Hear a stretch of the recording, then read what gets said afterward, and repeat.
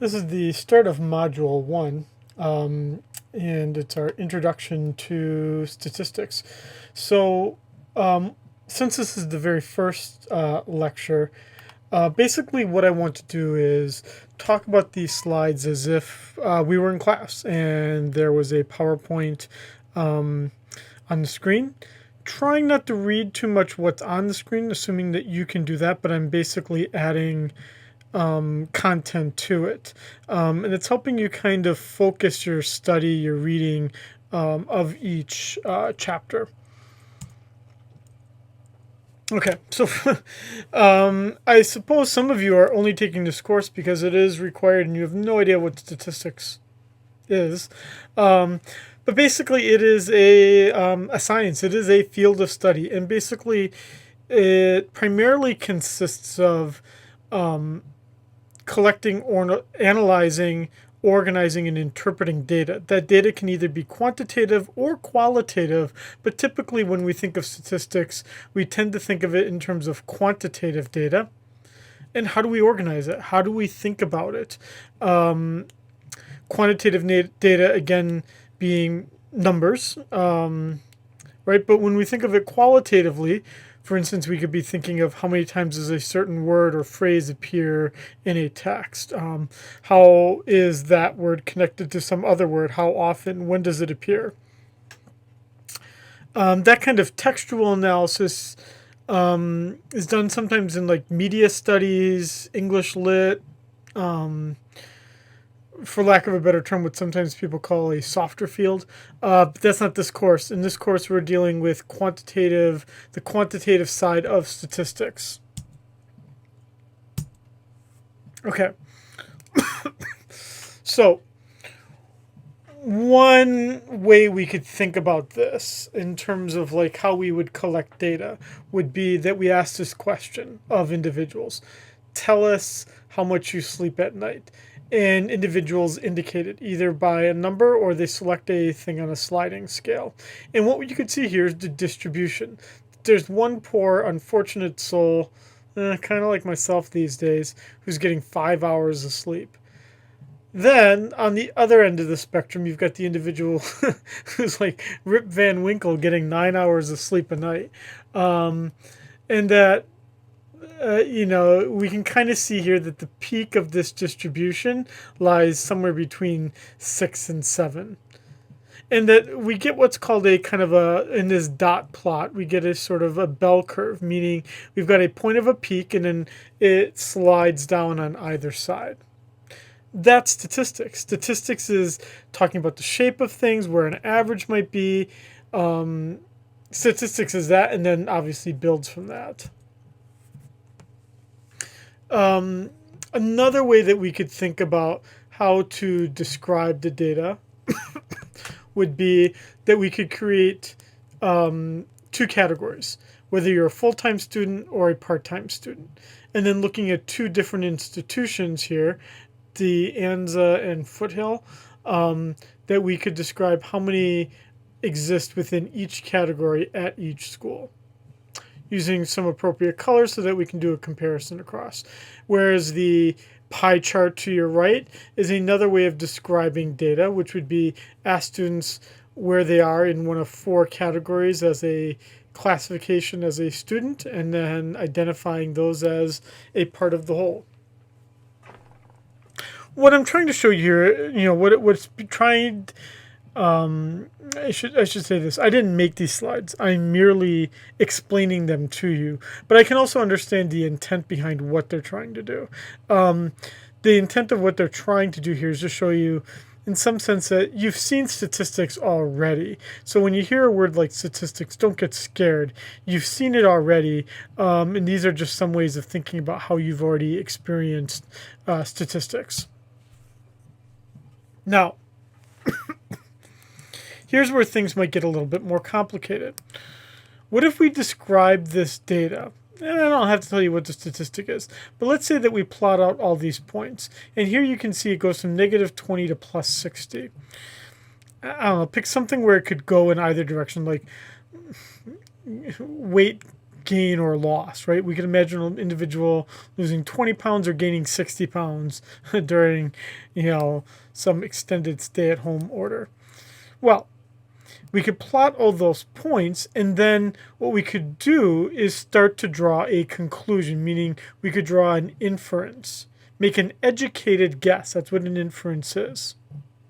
And that's what this red line represents. Here, what we're going to see here is that if we found a regression line, so when you hear the term regression line, which we're going to talk about as you're going to see here in the very last module, what we could do is we could try to plot that data and find a way to make the data less busy, less crazy, and find a way where the numbers tend to lie upon an existing relationship. In this case, the red line. That the longer the number of days people have to be indoors, which would be, I guess, our y-axis, the more weight they gain. I'm making this up here. But right, some red line that talks about what the relationship is between the y-axis and the x-axis.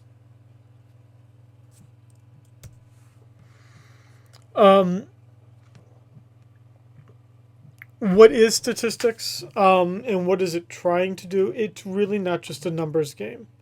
What it really is it is an attempt to describe what's going on using data. Right? That it's the difference between saying, when I give an exam out in my Principles of Microeconomics or Macroeconomics course, and students don't do well on it, right? They get like a 60% average, let's say. And I come in the class after that, and everyone's grumpy, and everyone thinks everyone failed. And I have to say to them, no, you didn't fail, right? So that's just me making kind of a qualitative statement where I could say, oh, you're all doing fine, don't worry about it, right?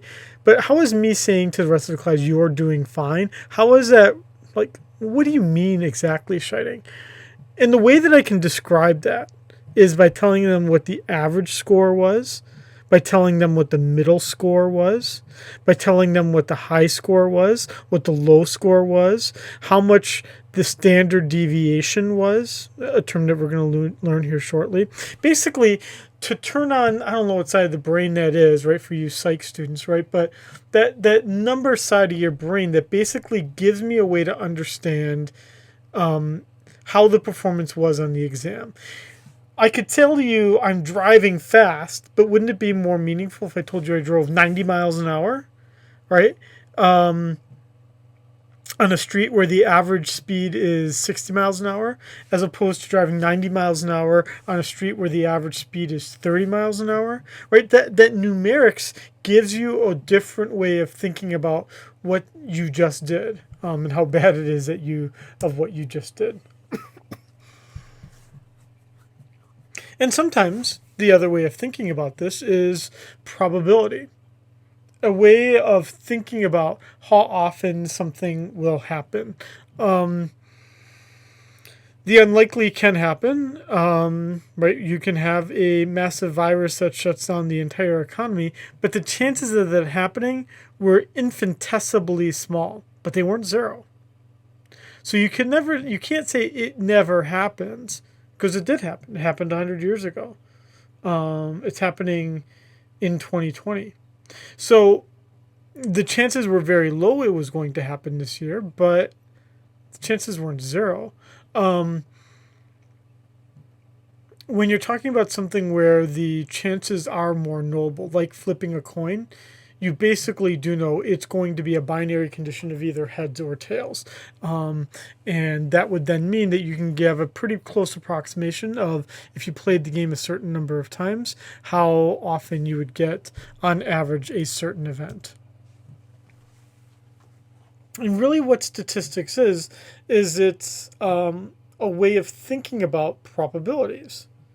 Because what statistics is doing is it's trying to tell you how probable, how likely a certain event is, right? That I can say to someone who hasn't even taken the exam yet, that in every other semester that this exam has been taken by every student I've ever had, that the average student has passed the first exam, let's say with an 80% probability, then I could tell a student it is very likely you will pass this exam. In fact, you've got a 4 in 5 chance of passing this first exam.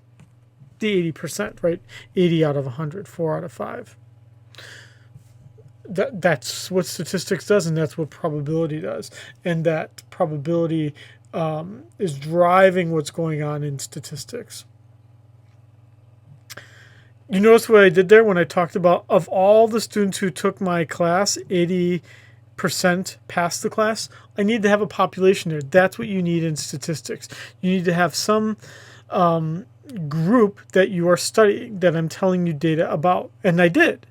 If I was a first-time teacher, never had taught the class, I cannot give students any statistics at all about what their experience is going to be like. If I tell students, on the other hand, like I can now, that I've been teaching for 15 years, and that in the 15 years I've been teaching, that students pass this class 4 out of 5 times, you're probably going to think, I'm probably going to pass this class. And you're probably going to be right.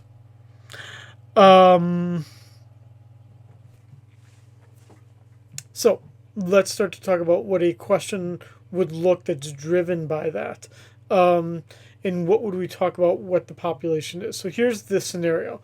We want to know the mean amount of money spent by first-year college students at San Jacinto College on school supplies that do not include books. We randomly survey 100 first-year students at the college. 3 of those students spent these amounts. Well, the population isn't that sample of the 100 students. It's all of the first-year students at SJC, right, in their first year. In that semester. It's sometimes impossible to gather statistics about the entire population, as it is in this case. So then what you do is you create a random sample of a certain number. And if you collect it randomly, as we will see, we're probably more likely to get we're likely to get answers that are close to what would exist in the population as a whole at a much cheaper cost of collecting the data. And that's our sample. So the sample is the portion of the larger population. And with a sample, we can more closely study what's going on in that sample. And if we collect the sample in the right way, we have pretty good information about what's going on in the population as a whole. Same question. What is the sample? The sample in this case would be, how do we find these 100 students? Well, they could be the individuals. These 100 individuals could come from statistics courses, right? Those who are taking that. We would have to identify how we collected that sample. But we could just say, I want 100 people. 100 people are enrolled in statistics. I'm going to take all those 100 students that are enrolled in statistics. Now, you can question my sample and say that's not a very good sample. That you're allowed to do that. In this case, that would be not a great sample because you're basically picking students who decided to take statistics. And depending on who the professor is, they might be requiring a very expensive book, which would throw all my numbers off. So if I were as a person going to critique this sample, I would have a fairly large number of critiques of this sample. Because it's not going to be representative of the whole. You want a sample that's going to be representative of the whole so that the conclusions you draw about the sample also extend to the whole. And that's where we get into the notion of parameters. So this is what I mean by when I referenced earlier, it would cost a lot of money to survey the entire population. So you want to do sampling very thoughtfully. Because if you do it thoughtfully, then the parameters are going to be true. They're going to be representative of the population as a whole. So again, going back to the same scenario, we want to know how much is spent by students, first year students on average at SJC on school supplies that do not include books. Then I survey these 100 students. Then that parameter, that thing that I'm trying to understand is how much do they spend on supplies not including books by those first year students. So if that's what I want to understand, now I need to pick my sample effectively so that I can then talk about the population as a whole. So the parameter is the variable that I'm interested in knowing more about. So what is then a statistic? The statistic would be, again, a quantitative way of understanding what the characteristics are of that sample. If I want to know the scores earned by a student in a maths class, right, then that would be the statistic I could look at. Or in my case of my earlier scenario, if I wanted to know about how students, whether they pass my first exam or not, meaning do they get a 60% or higher, that would be my statistic that I'm trying to measure. Going back to this issue, the statistic again is that parameter, that statistic, which would be again the mean amount of money excluding books, supply costs by first year college students in the sample. So if we have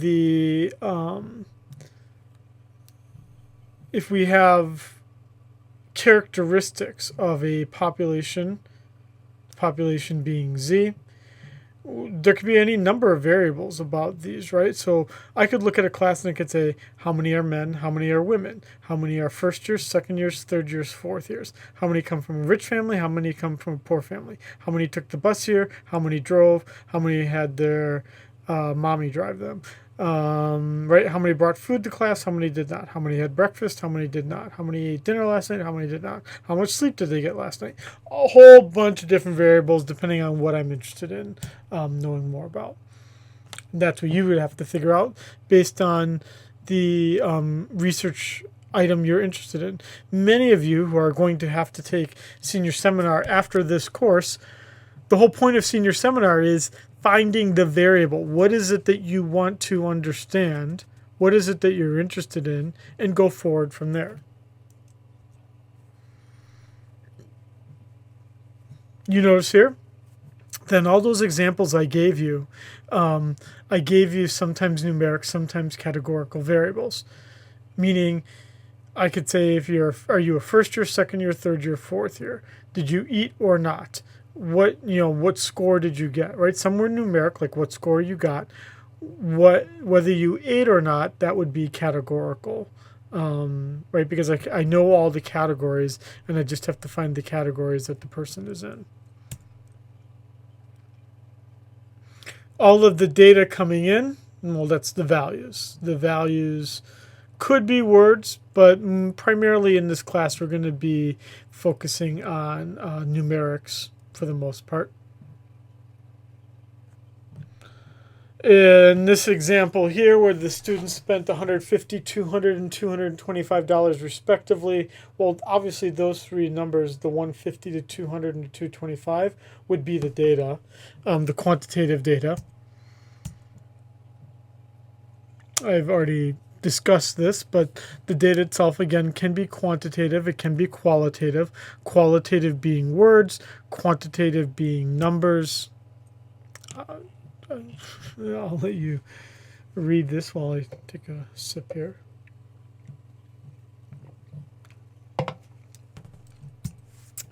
Quantitative being the numbers.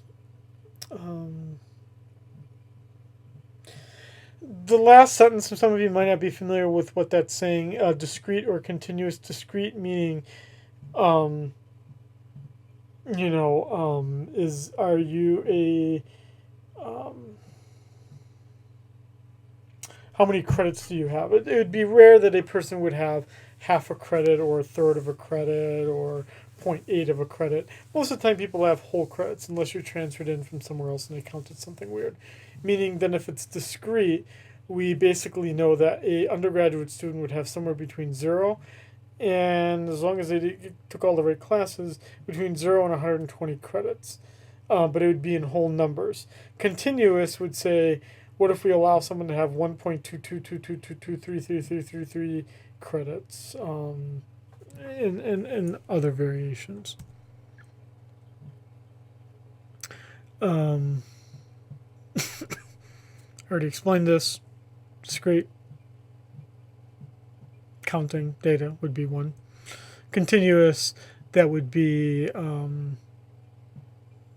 weight of an item would be a perfect example of a continuous data point, right? Because something could be 2.8666654 pounds. Or you could just say round to the nearest whole number, and then it would be 3 pounds. And here's kind of an example here where you would want to identify with all of this information, whether we have quantitative discrete, quantitative continuous, or qualitative data. I'll let you look at this for a few moments here.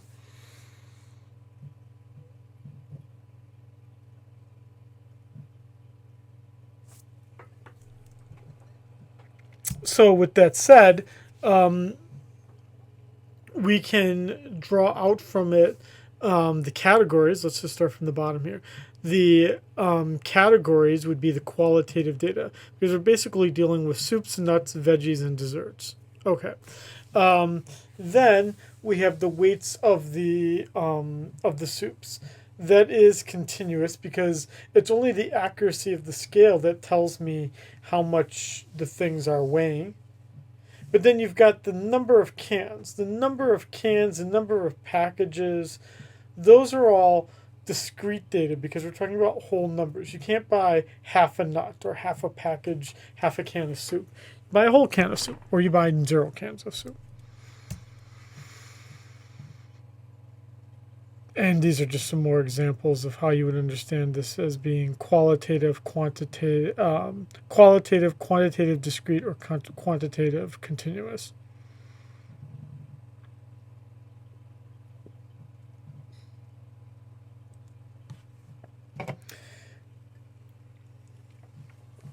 So how do we show you this data? The way that we would show this, one popular way to show it, something you'd already be familiar with, would be that we could show it with a table, right? And we could show how many students, how many have a certain status, and that the full-time and the part-time should add up to the total. And you've probably seen things like this before. So this, again, it should be an example of you've already seen what data looks like. So and you've already seen what basic statistics looks like already. And again, I could show that data that was in the table. I could show it in a graph. Nothing surprising here.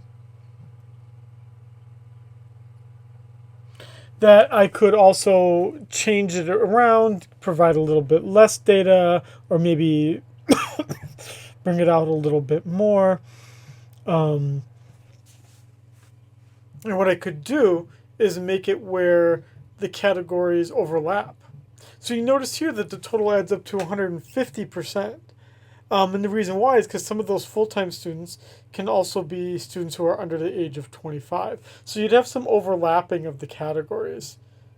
Why you would do that? It really depends on what you're trying to ask, what your research question is, which again gets you to discussing your senior seminar, which I want you to think in this course. Yes, I want you to get the skill of how do you capture data, but I really want you to be thinking continually about your senior seminar project because that's why this course is required. And for many of you, you're going to be taking the class actually in the fall. I don't think any of you are taking it with me. I think you're all taking it with someone else. So be thinking about how am I going to use statistics in my senior seminar project because we are talking, you might as well do 2 pieces of work with one class. And you would see this right here as another way of describing the data that was in the table, instead showing it in a bar graph. Again, adding up to more than 100%, but as you can kind of see here with the FAR chart, um, we can't use a pie chart here because it would adding up to more than 100%. But if we showed the 100%, what we're saying is that it's not that those three bars on the left side add up to the one on the far right side. Again, as we said, there would be overlapping.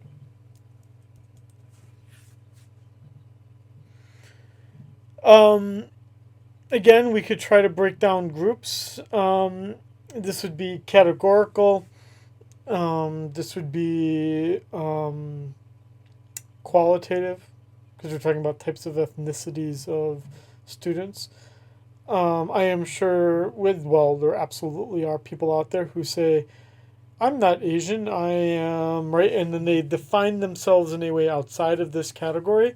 Well, that's permissible. It's just, unfortunately, like if we're doing something like the census, they push people to those categories, right? Or, within the University of Hawaii system, we typically ask, are you male, female, or choose not to disclose, or that a person could identify one way but genetically be or physically be another way. What pronouns do you pick? Meaning, we can resist the categories if we as individuals in a society want. Unfortunately, sometimes the statisticians say, dude, you got to either be male or female. That's all I can deal with here. But we obviously see a resistance. If you identify as neither male nor female, you would obviously take offense at saying you got to be one or the other. Same with these categories, right? I don't know. I mean, in my case, I'm white. I don't particularly resist or embrace my ethnicity. I mean, there's baggage with it, but there's baggage with all those other ethnicities as well. And in my particular case, I'm not resisting my ethnicity, but I suspect, and we certainly are surrounded by individuals who give some pretty cogent arguments to resisting those categories. It's part of the beauty of living in a world where we can resist the data as well. And then we have Pareto charts. Pareto charts give us a way of thinking about organizing the data from largest to smallest, and sometimes it's easier. So this is just saying I could reorder this graph here as this over here, just organizing it from largest to smallest. That's not that difficult to understand.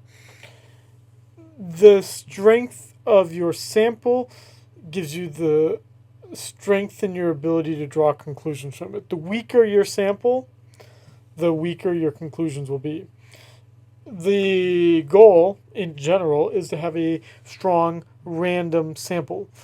A random sample meaning you give everyone a random number, you pick certain random numbers. If individuals randomly appear in your sample, you probably are getting a pretty good guess at what the entire population looks like.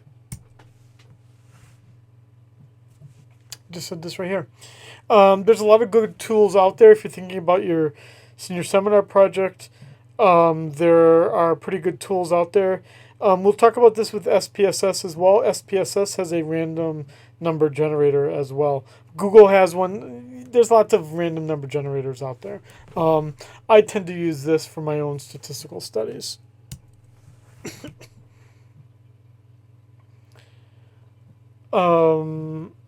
Wow, this person really is complicated with their pre-calculus course. Oh, a TI-84 too. Okay, I'm not sure we need this. It's just showing here that your TI-84 calculator can also generate random numbers. Big deal. I'm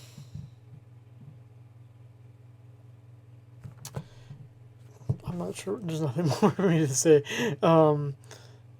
you give individuals numbers, and then you have a random number generator that tells you the order that you would pick certain individuals.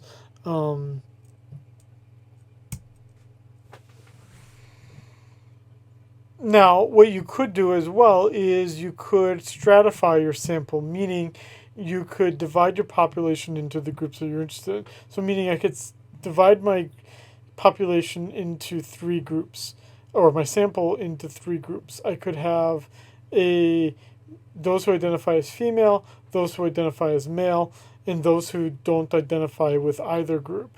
And then I could, within those stratified groups, I could generate random numbers and draw from those. It'd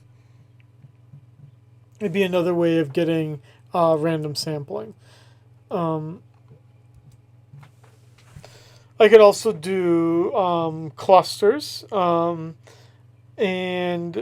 in this case here, I only take some of the clusters rather than stratifying the samples. So here I could just say I have females, males, and those who don't identify, and I'm only going to take females. That it was random, that it took females only, but I could do that as well. And then we could also alternatively do a systematic sample. And in the systematic sample, I could just say, I'm going to take every 8th name or 9th name or whatever. Also a random way of doing things. So again, as you're thinking towards senior seminar, think of what your population is. Think about how you're going to generate a random sample. These are a bunch of different ways I'm showing you about how you could generate a random sample from that population. The reason why you're generating a random sample is because that allows you, the conclusions you draw about that random sample are going to then extend pretty closely to the population as a whole. And then you could have a convenience sample. Who's available? Who's around? Unfortunately, when I look at a lot of senior seminar projects, I see this. I sampled everyone in my class. Dude, I mean, that's okay. It just shows you were kind of lazy. That's probably why I'm an economist and not something else. This is just lazy. Dude, don't just ask people in your neighborhood. I don't know, put a thing out there on Facebook, collect some data. Don't just be lazy about it and interview people in your class, because if you do that, it's easy, but there's a whole bunch of ways that I can critique how you do not have a random sample and how your data is suspect with an S. And then I could do either replacement or non-replacement. Random sampling would be done with replacement, which would mean that a person could end up in the sample more than once, because once they're picked, they go back into the pool and can be picked again. It's pretty difficult to do it with replacement. Most of the time we don't do it with replacement. It's still pretty good. It's still going to be pretty close. So I don't think you need to worry too much about this. I just want you to be aware of the difference. Most things that we would see, including stuff I do, is done without replacement. We don't typically throw people back in the pool once they've been chosen to be part of the sample. And then there's obviously always errors that can exist. There can be problems with the number generator. There is in computers that computers are limited in what they can do, and some numbers may not appear randomly.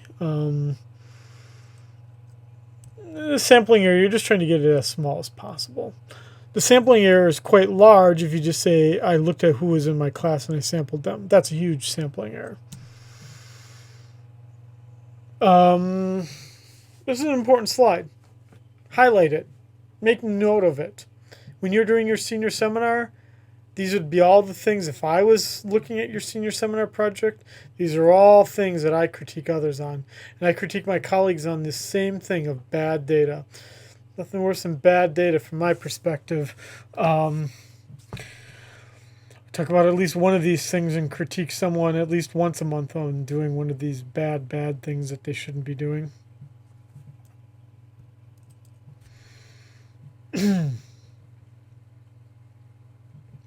Okay. So, well, I'll let you read this here, and then I'll talk about it. So let me just pause here for a moment here. Let me just see also too while you're reading this. You can pause your video and we can kind of see where I'm at in terms of time that I've been talking here. Okay, it gives me an idea.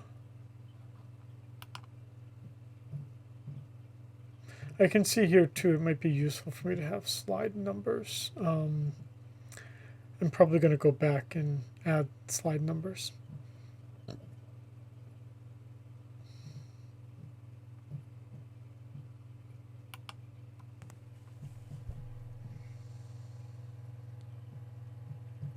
Okay, so let's talk about, for these 5 scenarios, what kind of sampling exists.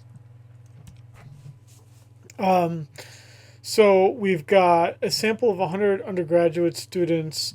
Actually, never mind. I see what they're trying to do here. This is a really bad slide, not very good at. Okay, well, A is stratified, B is systematic, C is random, simple random, D is cluster, E is convenience. Let me explain each of these. I thought it was actually asking me and was going to tell me on the next slide. Okay, it's not. Stratified. Okay, well, it's stratified here because I'm taking 25 students from each class, right? Whether you're a first year, second year, third year, or fourth year student. So that's I'm stratifying the groups. So I'm stratifying the entire population into those 4 groups and taking 25 from each strata. Hence, it's stratified. B, random number generator uses select a student from the alphabetical list. Well, it's systematic because here I'm just saying I'm choosing every 50th student out of everybody until I get 75 students total. Completely random method uses select 75 students. In this case, it's not what differentiates systematic from simple random. It's systematic in B because I'm saying here I've got the alphabetical list starting with the first student. Every 50th student is chosen until I have the 75. In C, it's simple random in that I have all the students organized in some way, and I throw a dart at each. I've got students all on a wall, and I just throw a dart, and that would be a simple random.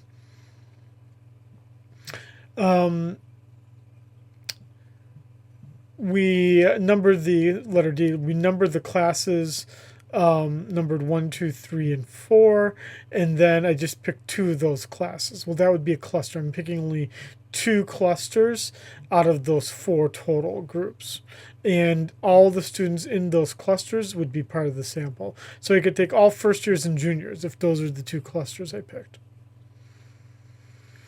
E is the laziest. E, for some reason, is what you're all going to end up picking for your senior seminar.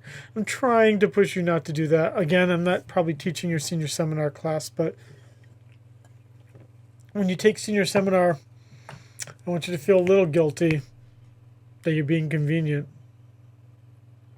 You're probably not going to feel guilty, but I'm trying to push you to feel guilty about it. Don't worry. My own child doesn't feel guilty when I tell him about things, so it doesn't help. Okay, variation. As an economist, I care a lot about the variation. And if you were, as an economist, which also means I deal oftentimes with businesses would also want to know if a 16-ounce can, how much does it actually contain? It's unlikely it's always going to contain exactly 16 ounces. So I want to reduce the variance as much as possible so that customers know they're getting approximately 16 ounces. this would be a pretty fair amount of variation, actually. And I would want to know what the standard deviation is or variance is from these things. This isn't important. You don't need to do this. Okay, let's start to talk about the frequencies and the levels of measurements. So, where do you round to? Most of the time, I'll tell you what to round to. It's just nice to just, tenth or hundredth is probably going to be fine for the most part. You don't want to round to a whole number. Just give me 2 decimal points. It's probably good enough for me for what we're doing here. So most of the time, when we're talking about the data, there's 4 ways that we can think about it. It can be nominal, ordinal, interval, or ratio.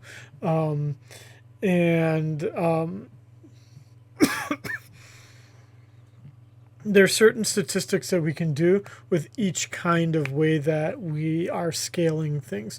So the statistical tests we use for nominal scales are not the same statistical tests we can use for ratio scales. Let's talk about nominal scales first. So that would mean, again, colors, names, male, female, those would all be nominal, qualitative ways of thinking about things. We can put things into categories, but we really can't treat it quantitatively, which is why this row 1 here basically says we can put things in categories, but we really can't do the rest. Oh, look at that. Misspelling right there. Huh? I didn't type this, so don't worry about me. Let's look at ordinal now. Ordinal, this would be, if I want to know the largest states in the United States by square miles, right? Then I can rank these. I can have them, I can try to create categories for them. I can rank them in order, but I can't really do these other things. I can't subtract any data values because here I'm just rank ordering them. I'm not actually saying how many miles they are. When I get to interval, here, we are talking about basically the scale that we're using. And the scale that we're using in terms of the interval is that we can actually now start to tell what the difference is in the data because we have a common way of comparing things. So like here it's saying temperature scales are an interval scale. Because if I tell you that something is 40 degrees, right? And something else, I'm not sure what you're saying here. In both temperature measurements, 40 degrees is equal to 100 degrees minus 60. Yes, I suppose so. Or we could do it another way. If something is 40 degrees and we add to it something that's 60 degrees hotter than that, then the thing that's being added to it is 100 degrees. Basically, that the numbers make some sense, meaning that I can start to subtract. Variables. And then finally, we get to our ratio scale. It gives you by far the most data.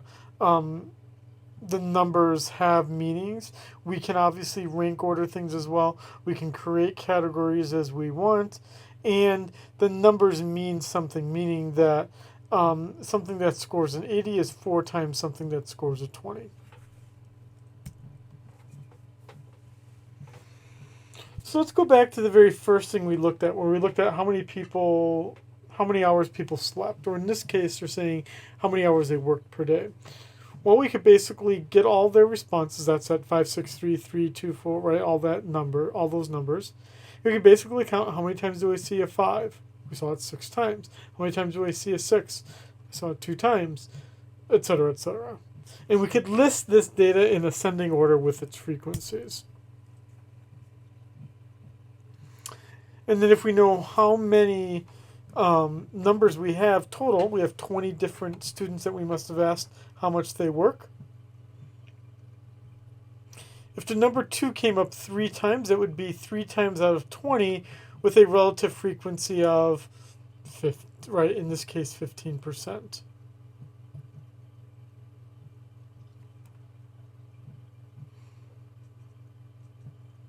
This adds up to 1, and you could add it up here. So we could add a column, which gives me my cumulative frequency, which I can do here. Because of the nature of these numbers, I can add the percents to equal 1.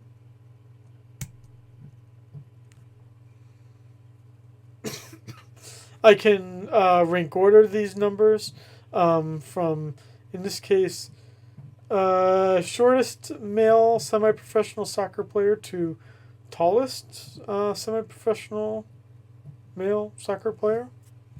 There's another way of thinking of it. So now let's talk about how I would design an experiment. You typically need to have a strong research question first. And when I see senior seminar projects, I oftentimes look at the fact that the experiment was designed before the research question, which then just becomes really bad because then you just have a poor research question that makes it, it's evident that the research question is weak. You start out with the research question. So in this case, it would be, does aspirin reduce the risk of heart attacks? Then I try to find ways that I can measure that. Is fatigue as dangerous to a driver as influence of alcohol? Is fertilizer more effective at growing roses than, is one brand of fertilizer more effective than another?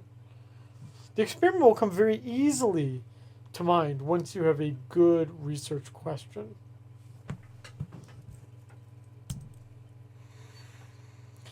And the way that these look is that we have some sort of an explanatory variable, some sort of thing that's affected, which would be called the response variable. And then we basically see a treatment, something that's being applied to it. So if we go back to the heart attack issue, let's ignore this here. So what we could say here is that, what is the population? That's everyone who's age 50 to 84. How am I going to draw my sample from this? It's going to be 400 men who participated in this study. Now, what is my experimental units going to be? Well, that's going to be each person within this group, right? And the explanatory variable is, does taking that aspirin help? So that's my explanatory variable. The things that the person could be given, the treatments are, they could either be given the aspirin or they could be given nothing at all, because I want to compare those two groups to each other. And the thing I still want to look at is, well, did they have a heart attack or not? And if they had a heart attack and they took aspirin and I get enough of those kinds of responses, it's going to mean that it probably, aspirin does not have an effect. Or if aspirin and placebo, if you're just as likely to have a heart attack by taking either aspirin or the placebo, that would then mean that getting the aspirin is no more effective as a treatment than nothing at all, which would then mean there's no point in taking aspirin. Now, the regulations that people are faced with for experimenting on individuals is incredibly high. Even here at UH, in the University of Hawaii system, we have incredibly strict oversights on asking people things, and especially giving them a survey, asking them questions, not even just doing health things to them. And the restrictions are even more strict if it's a vulnerable population, meaning the individuals are under 18, the people are poor, you're giving them money, other kinds of things. So after a pretty famous incident, famous in a bad way, incident of like individuals had to like shock, electrically shock another individual, and they were exposed to a very bad kind of experiment. Universities started to be concerned about how human subjects are treated, and they created regulations that stopped me as a researcher from conducting experiments on people without getting approval first and without telling people what the risks are to being engaged in my study. Okay, so hopefully that gives you a good introduction to what statistics itself is like, and that's going to then bring us into looking at then the individual topics within statistics.